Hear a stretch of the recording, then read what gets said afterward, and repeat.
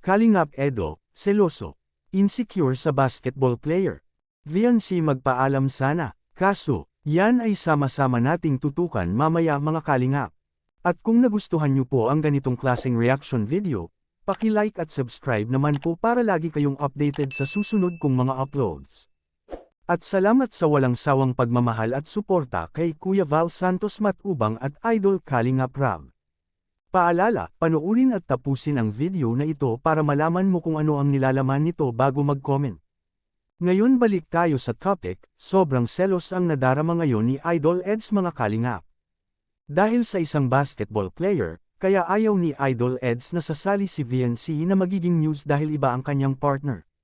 Gusto ni Idol Eds na siya lang ang partner, makikita natin sa seryeng ito, nag-iba na ang tono na pananalita ni Idol Eds, kitang-kita sa pagmumukha ni Idol Eds na namumula ito. Itong si VNC magpapalam sana kay Idol Eds na sumali siya sa kapistahan ng barangay at gawing news, kaso lang naunahan siya sa kanyang nanay, sobrang saya naman ang part 19 na ito mga kalingap, selosan ang tagpo. Makikita natin sa video. Balak man ko sana tagapagpaalam. Kasi yun ako ni mama.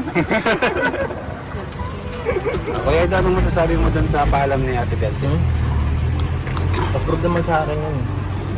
Approve naman sa akin. Wala naman yun sa akin. Wala talaga. Wala. Ay, parang iba yung wala mo. Wala, okay. Asa na ba yung lupa na? Baka... Hindi ka naman galit. Hindi naman galit. Hindi ako galit ha. I think yeah. Masama lang ang loob.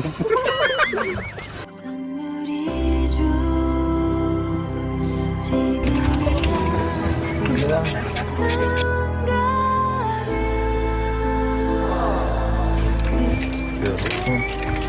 Okay lang po. Okay ka lang? Ay, ikaw. Kuya Eds. Kumusta ako? Okay ako, nandito ako ngayon. Basta nakikita kita, okay naman lagi.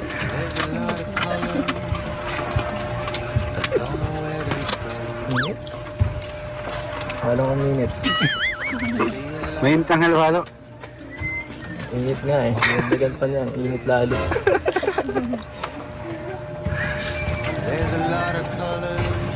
Oh. So ano na? Ang gagawin natin ngayon. Tingnan natin lupa mo.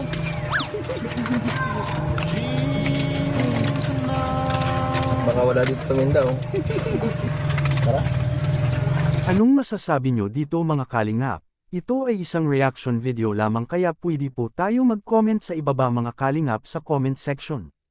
At lagi ko rin itong babalik-balikan na lagi po nating suportahan si Idol Kalingap Rab sa kanyang mga vlog, dahil dito kinukuha ang mga gastusin, tulad ng pabahay, mga allowances sa mga beneficiaries at mga sahod sa ating mga K-boys. Hanggang dito lang po muna ang Kalingap Reacts TV official update ngayong araw mga kalingap. Huwag kalimutang mag-like at subscribe at i-on ang notification bell for more updates. Maraming salamat po, mabuhay tayong lahat. God bless us all.